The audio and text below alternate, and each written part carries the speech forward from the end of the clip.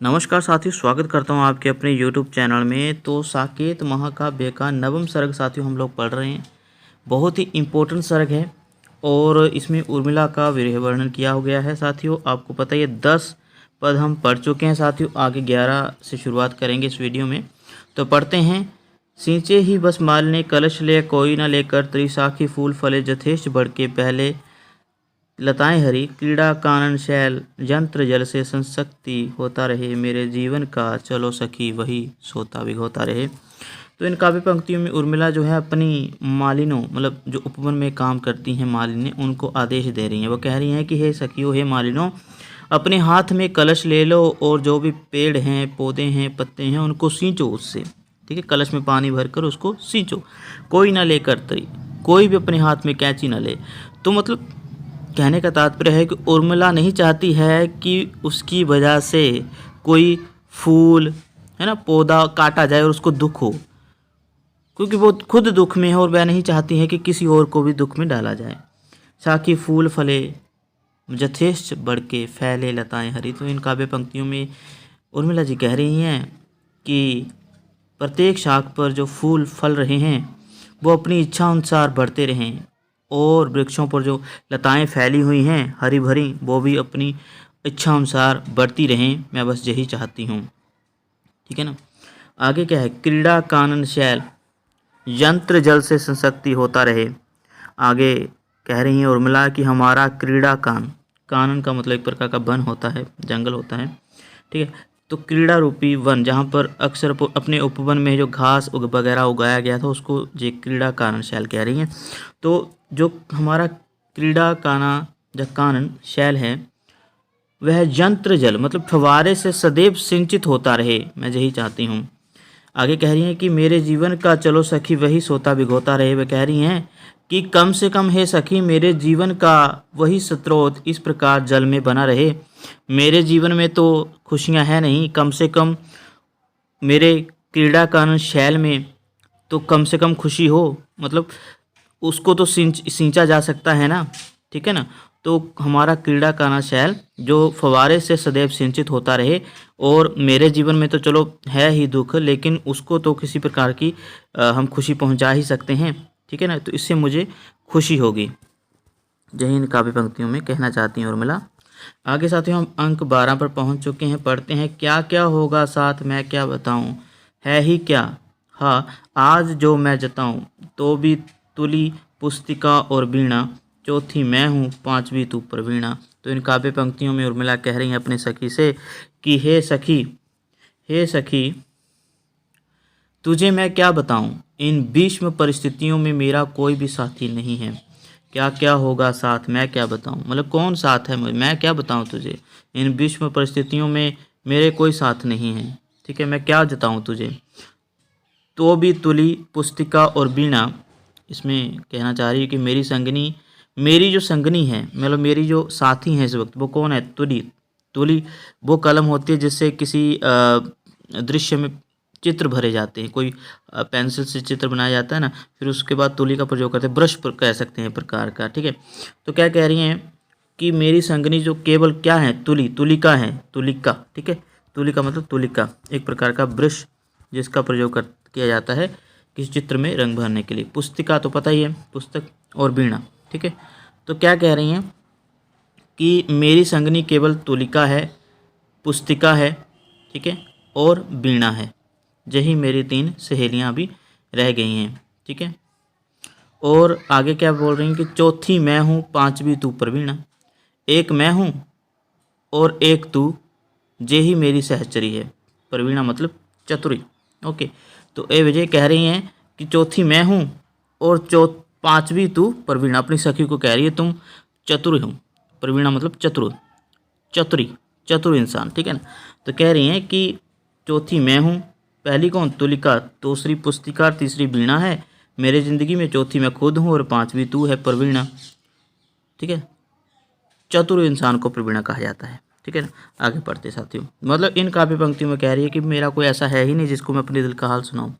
सिर्फ 5 जने हैं हम, सहचर हैं हम, एक तो तुलिका है, एक पुस्तिका है, एक वीणा है, और एक मैं हूँ और एक तुम हो। मतलब सखी से बखान कर रही है अपने अकेलेपन का। ओके, आगे पढ़ते हैं।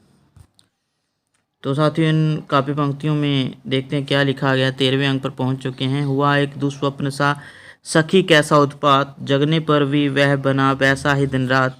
खान पान तो ठीक है पर तदनंतर हाय, आवश्यक विश्राम जो उसका कौन उपाय। तो इन काव्य पंक्तियों में क्या कह रही हैं, उर्मिला कह रही हैं कि हे सखी मुझे रात्रि को ही, ठीक है, हुआ एक दुस्वप्न सा सखी कैसा उत्पात, कह रही हैं कि मुझे एक दुस्वप्न दिखाई पड़ा जिसके कारण जगने पर दिन रात एक सा ही व्यतीत होने लगा है। जगने पर वह बना वैसा ही दिन रात, ठीक है। तो कह रही हैं कि मुझे एक रात्रि एक दुस्वप्न मतलब बुरा सपना दिखाई पड़ा जिसके कारण जागने पर दिन रात एक सा ही व्यतीत होने लगा है। अरे सखी आगे बोल रही है खान पान तो ठीक है तदनतर हाय। वह कह रही हैं कि अरे सखी खाने पीने में जो समय दूसरों के संपर्क में व्यतीत हो जाता है वही सुखकर हो रहता है। खान पान तो ठीक है मतलब खाने पीने में जो समय व्यतीत होता है दूसरों के साथ वही सुखी समय मैं कहूँगी, ठीक है।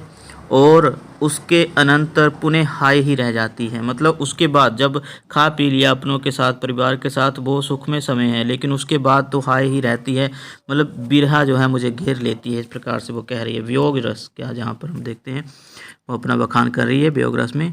आगे क्या है, आगे वो कह रही हैं एक प्रकार से कि रात एवं दिन दोनों समय आवश्यक विश्राम जब मैं करती हूँ तब मुझे प्रिय का ध्यान आ जाता है, लेकिन जब अपनों के साथ थोड़ा सा रहती हूँ तो थोड़ा सा सुख में जीवन अवश्य व्यतीत कर लेती हूँ, लेकिन जब अकेली हो जाती हूँ रात दिन तो मुझे प्रिय का ध्यान रहता है।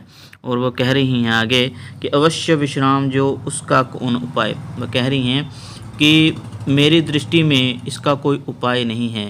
मुझे प्रिय का ध्यान आ जाता है, मेरा वह समय जुग के समान व्यतीत होता है, लेकिन ये विश्राम जो है कैसे मिलेगा मेरे चित्त को जिससे मुझे अपने प्रिय की याद ना आए, उसका कोई उपाय मुझे नज़र नहीं आ रहा। आगे पढ़ते हैं साथियों।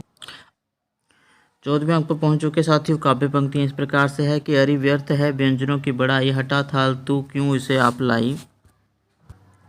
वही पाक है जो बिना भूख भावे, बता किंतु तू ही उसे कौन खावे। बनाती रसोई सभी को खिलाती, इसी काम में आज मैं तृप्ति पाती। रहा किंतु मेरे लिए किरोना, खिलाऊं किसे मैं अलोना सलोना।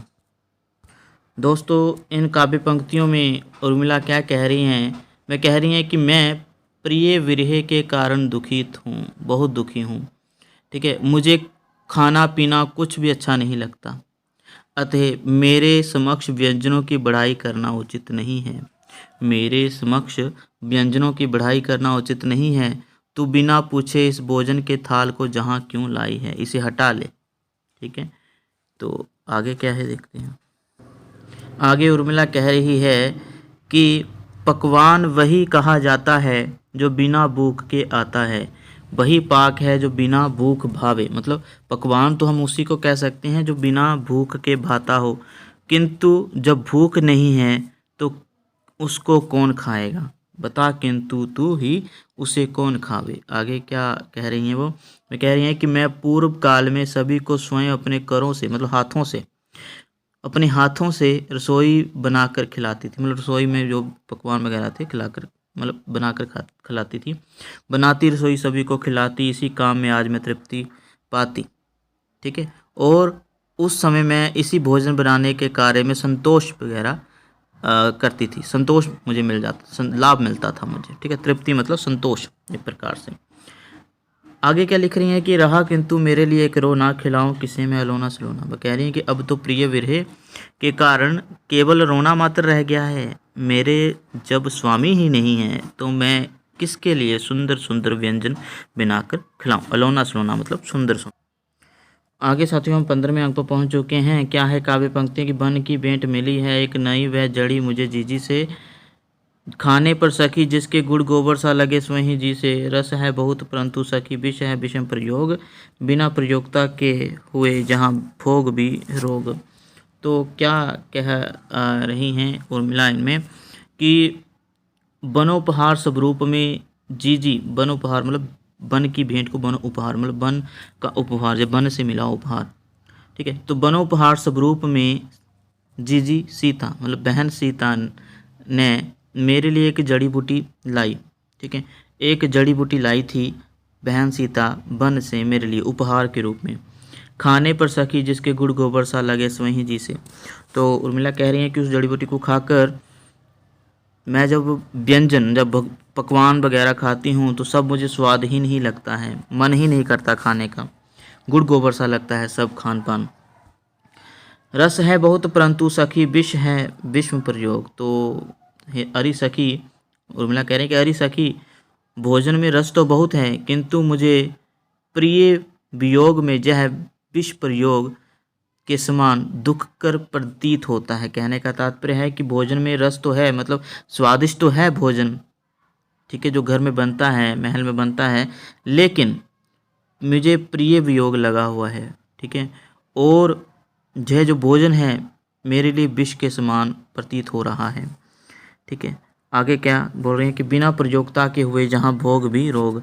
तो वह कह रही हैं कि क्योंकि बिना प्रयोक्ता के भोग भी रोग सदृश होता है। मतलब कहने का तात्पर्य है कि जो भोग है मेरे लिए, जो सुख वगैरह हैं, जो खान पान और आराम ऐश्वर्य के साधन हैं, वो मेरे लिए मतलब रोग के समान है, और अगर इसका प्रयोग ना किया जाए तो यह रोग बन जाता है ना। सुख सुविधा धन वैभव जो भी साधन है, खान पान अच्छा पकवान, ये अगर इसका प्रयोग ना हो तो एक प्रकार का भोग जो सुख साधन है वो रोग बन जाते हैं, ठीक है साथियों। तो 15 तक हमने पढ़ ली, बाकी हम अगली वीडियो में लाएंगे साथियों ये सभी की सभी पंक्तियाँ आप पढ़ लें, ठीक है।